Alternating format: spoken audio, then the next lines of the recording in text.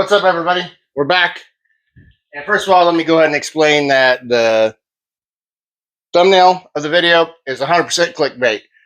Jimmy Dale is still a GOAT. I have nothing but mad respect for him. Poland, all the guys that do the 530 little gangster stuff, put that on.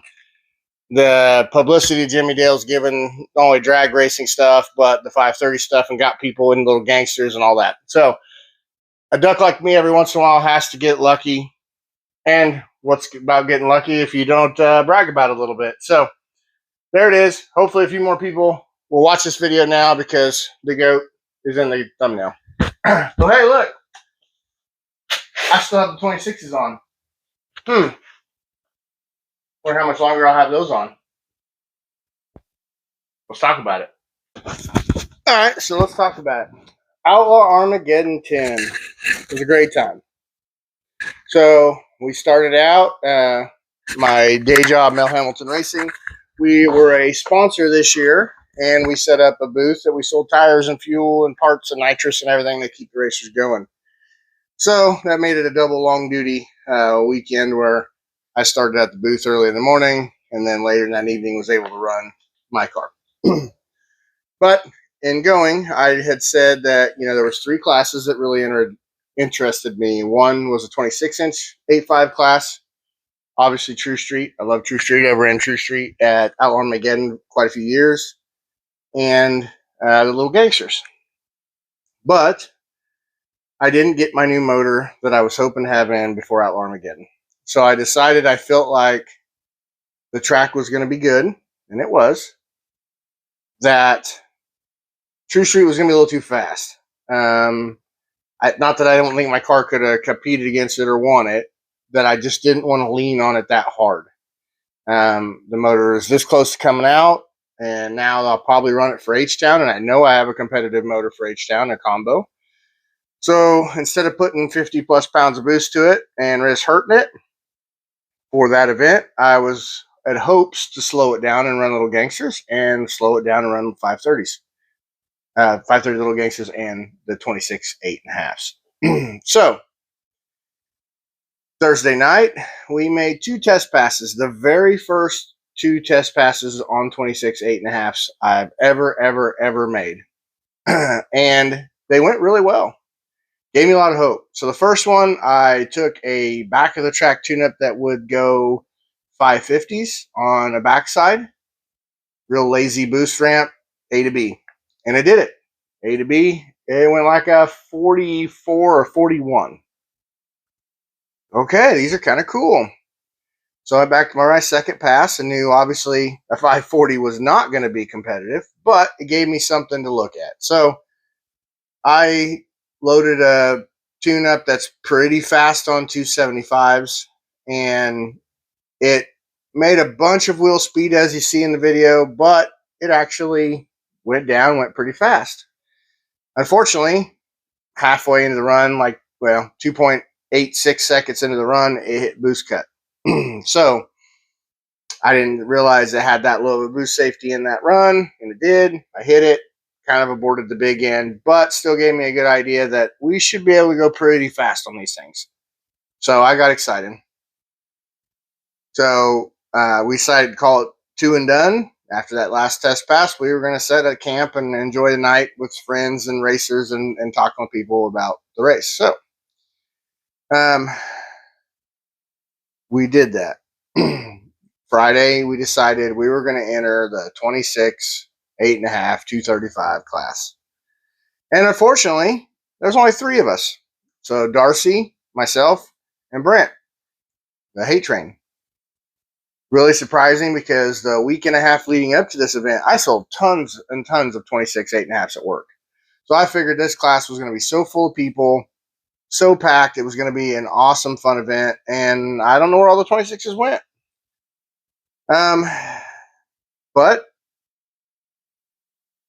it is what it is. So first round, first of all, I want to say much respect for both of those racers. We all decided we were going to do a pretty fair split.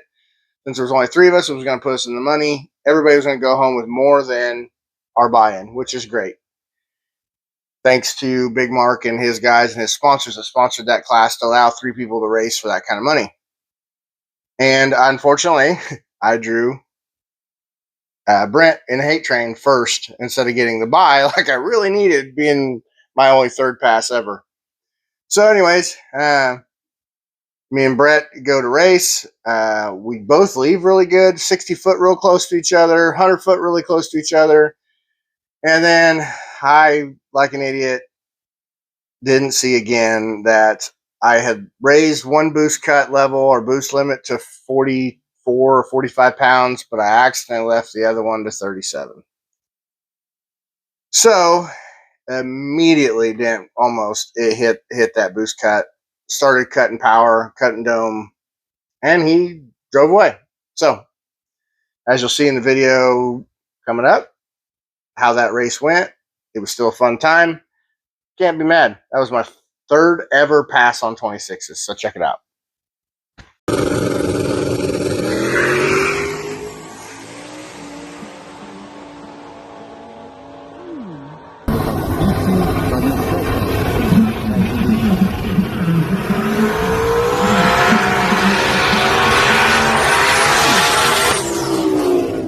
Oh no! We suck again!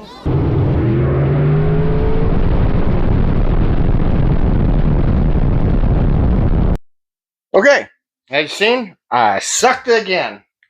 But again, like I said, I can't be mad about it. That was the third ever pass. I never thought they would hold this kind of power. I didn't think I'd be competitive in that class. I was hoping there was going to be 10 or 15 people. I would hopefully stay away from two people that do it all the time, like these two. And I'd get to go a few rounds, learn something before I had to swing at the fence and race a gorilla like Darcy or Grant. So, oh well. So we ended our night early that night and got up the next day. And we decided, like I wanted to do, we were going to do Little Gangsters. So I see a lot of hate on Little Gangsters. I see a lot of positive on Little Gangsters. And honestly, yeah, I hate slowing my car down to run 530s in a way. But man, that was some of the closest side-by-side racing I've had definitely all year. So I had a blast. So anyone that doesn't know, Little Gangsters has a 530 cutoff. You can't go faster than 530. Where I think that throws a lot of people off is you don't get time slips. So you're relying on your draggy data, your ECU data, if it has it, and experience of knowing your car that this should go this. And then in a lot of these cars like us, we're also studying the weather station every round, trying to justify for the air as it's constantly changing, especially in the fall. When you start out in kind of a warm, hot day like we had, and then it turns into a very humid, heavy air night to a cold, heavy air night. So it's a real driver tuner race, and it is a lot of fun. So going into my first draw out of 54 entries, there was 54 cars on the property in Little Gangsters. That's awesome. Matter of fact, it was so big, the first two rounds of Little Gangsters had to go on during the first round of everybody else. So they hot lapped it. We hot lapped it to be back. So the first person I drew was Manny Alvarez. I believe it is a Turbo Coyote Fox body. If I'm wrong, let me know in the comments. Really nice guy. Dude was driving with a boot on his foot, and he injured his foot and needed to have surgery, but wanted to make it to Outlaw Armageddon anyways. That's wild. That's stand up. So I draw him. Obviously, I took my faster pass I had on 26s and where the boost cut and where it did and tried to make a drive shaft curb that I thought would run a 530. So keep in mind, I'm on 26s still. Everybody else is on 275s or 28s. So they have a lot better advantage from me, especially in the heat of the day when the track was really greasy and slick. So I had to be very careful and slow about getting my car to power. So I treated it very carefully out of the hole and then poured power in more along the back to where I wanted to. And man, was it a good race. We were almost side by side there till the end, and I was able to pull out in front, and I knew that was about it. And I believe I should post a draggy on this one. Went like a 5:34, and was able to carry off the W. So take a look at this video. Tell me what you think.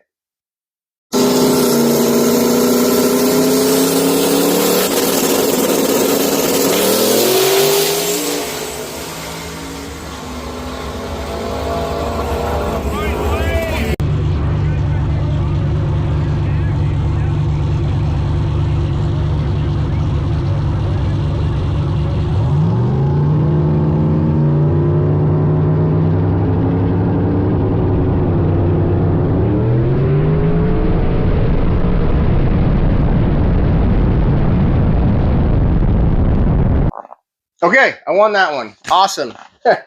I was able to pull it off, like I said. It was a great race, great competitor. I believe he went really, really far in the second chance drawing or second chance race, if I recall.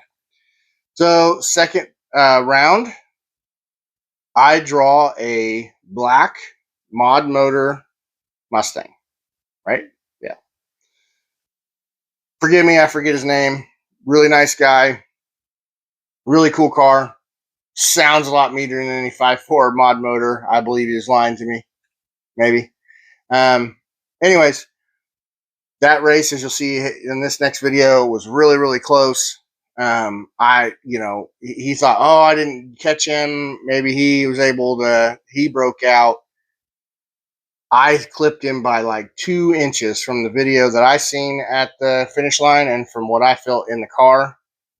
And on that pass, I went a 5:31 with an O against him. So awesome pass, side by side racing.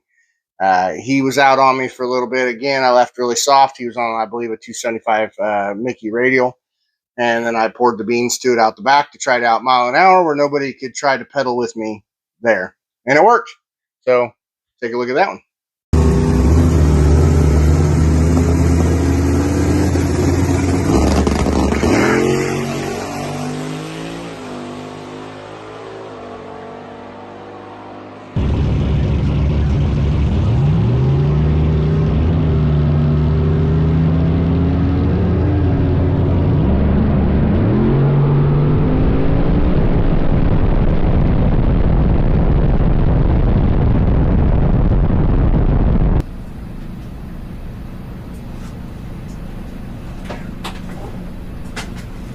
That was a close one. Draggy shows a 5:31. Okay, I won. Now the video that everybody that watched the thumbnail is waiting for. Round 3. I draw Jimmy Dale, the king of Tulsa himself, Little Gangsters champion. I know that was really a car I didn't really want to draw. I know he's been really successful in his 530 stuff. Obviously, he has a hand in that class. He is traveling around the country racing that class. And I believe him and Michael Hollis and a few others have really won a lot of them. So, did not want to draw that car. But it happens. I knew I had a 31 tune-up in it. I went ahead and was going to slow about 200 RPM down, knowing he's a nitrous car. He's going to leave hard. I don't want to leave with him. I wanted him to think that he's so far out on me, I'm never going to catch up. The car was going to do its thing, run a 530, hopefully close to being on the dot, and there it was. And I'd have such a mile an hour that hopefully no nitrous car could pedal against me. And so as you'll see in the video, he got out on me. I don't know, a couple of the videos I seen, it looked like he may have struggled. Somebody said he may have heard he pedal. Then one guy told me, no, that was me hossing on it. I don't know. Anyways, he was out on me for a little bit, did what my car's doing. It made its mile an hour. We went 140 mile an hour on that pass. And as I'm coming around him, I realized that, I am gaining on him very, very fast at an accelerated rate. So I clipped the throttle in the video and then slammed the brakes. And it actually went a 34, I believe, on that pass. So really close. Glad I didn't break out. Like I said, man, a duck's got to get lucky every once in a while. Man, hell of a fun race. still exciting. Of course, everybody, all my friends were cheering for me. Everybody on the starting line obviously was betting against me, which is cool. Like I said, dude, mad respect for him and Hollis and all those 530 little gangster guys that just kick ass at it, really do. So.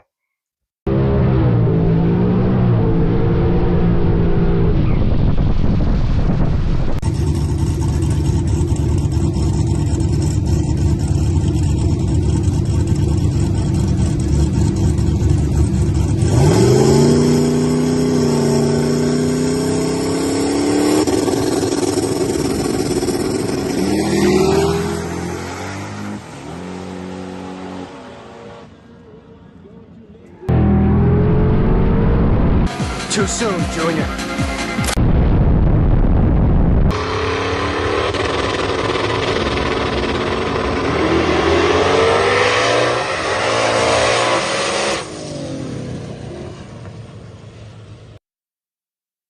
Next round, I draw another. I believe it was a supercharged S197 Mustang.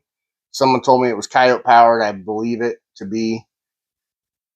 And that's where we suck again.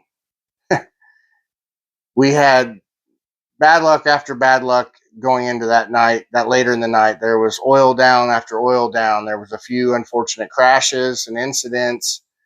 I believe EMS had stopped us a few times to help a spectator or two.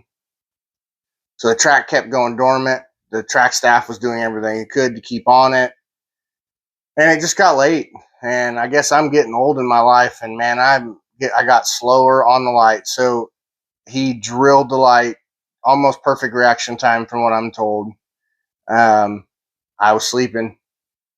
And so when I went to make up the difference to try to catch him again, I grabbed a little bit of scramble and figured I'd scrub the brakes on the big end and be able to pull it off. And I went too fast trying to catch him. Went a 5:20 something. I think it was 28, 23. It's in the video.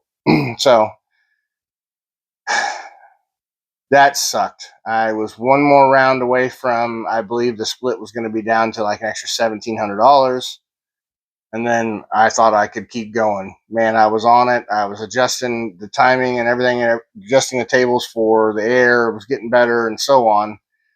But I was asleep, man. The end of the night, I sucked. So check out the video. Tell me how bad it was.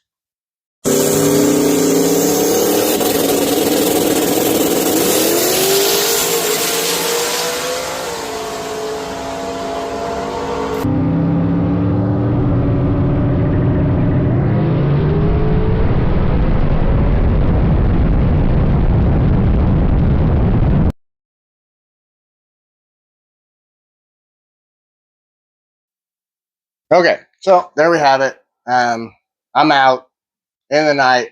I'm beating myself up like I always do. When you get into this racing and you put the money and level and time and energy, as we all do, into our stuff, no one is your worst critic than yourself. And sometimes I've just got to stop being on the potty, pot and just crying about things and being upset with myself because I messed up at the end of the day, nobody else. But I think all in all, I did really well. First ever event on 26s, with no data, no testing, no nothing, just going into it. The 2 passes on Thursday night, and then right into the next couple of days of racing. And I got a lot to learn, and I want to do more. So I want to find more 26 stuff. Maybe me helping with a few of these tracks, do these back of the track events or no prep events. Maybe I'm going to try to roll in some more 26 classes. I think right now it's still a challenge, and it was a fun challenge. Like the 275 DR3s on asphalt in Oklahoma City, that wasn't a fun challenge. That just made me mad. Going that slow is not fun. Slowing the car down a couple tenths to go down a surface that tire I feel shouldn't do, that's a blast. And that's a driver thing. That's a tuner thing. That's just not who can stack 900 pounds in their trunk and hope it goes down. Nothing against those events, because I still will support them and go and have fun. It's just, this was a lot more exciting for me. I think if the right class rules keep pushing that this could be the new slow small tire, or whatever you want to call it. It'll give a lot of people that are in this weird deal where they're not really quite fast enough for small tire, especially on the front side, but they might be a little too fast for true street, kind of thing. I think it could be a big deal. I think just like little Gangsters, this 26 could take off again. And it's nothing new. Midwest 85s was around a long time. They did the 8.5 stuff. People do it. Just not so much in the no prep stuff like it should, I think. So hopefully that will continue to grow. We'll get to do some more of that. This weekend coming up, I believe we're looking at a street raced event and a legal street raced event. It's like 150 foot or 300 foot in Oklahoma. A couple years ago, I won quite a few of those in Oklahoma, the 150 footers. A lot of fun. You don't have to beat on the car. And the last one I did at Blackwell, they allowed big tire cars in even, and it was a lot of fun beating up on big tire nitrous cars with a small tire turbo car and winning that deal. So probably go try to do that again. I'd really love to go to War in the Woods. Just the time off, the money, the whole 9 yards just ain't lining up for me, unfortunately. Boy, would I love to. So anybody out there wants to go with me and pay for my trip, I'll take a sugar daddy as long as he doesn't want no sugar. But all in all, a great event. Again, mad respect to everyone that put on the event. Last thing I will say, anyone you guys that do know me know that I have a fire EMS background. That was truly a passion that I should have never got rid of. But I've also put on races for a long time. I manage KID. I've helped here and there. And I have to give a huge shout out to Tulsa Raceway Park's Fire Safety Track Safari. Probably the best that I've ever been to that wasn't like an NHRA national level event. Unfortunately, there was a few crashes. There was some oil downs and then crashes. There was medical emergencies, all kinds of things. And those guys were so fast to the scene, so fast to respond, so professional. So as a racer, it made me feel very, very safe. And that goes a long ways. And tracks and promoters really should have take something from this and grow upon it and try to be like them, I guess is the best way to say it. And I understand, not all budgets allow for that. Certain areas, like we've been to, it's hard to find qualified type level first responders. But man, Tulsa, you guys knocked it out of the park, and can't thank you enough for feeling safe at a no prep event on that level with me and my family. So follow us on our journey again. Please do everything you can. Like, share, subscribe, comment, tag your buddies, send them something. The more and more engagement I get, the more and more stuff I'll post. I like to think we do a lot of really cool stuff. There's a lot of funny banter back and forth and things that we do and say in the pits that honestly don't get recorded because I don't know if anybody would be interested in what I got to do. But the more and more you guys interact with it and like it, the more and more willing I'm to find somebody to pay them to follow us around with a camera or whatever. And if you got any other video ideas, I've been saying I want to do something with the traction compound stuff and explain a little more on it, and I haven't done it yet. So I'll work on that too. But thank you guys. I love you, and I'll see you next time.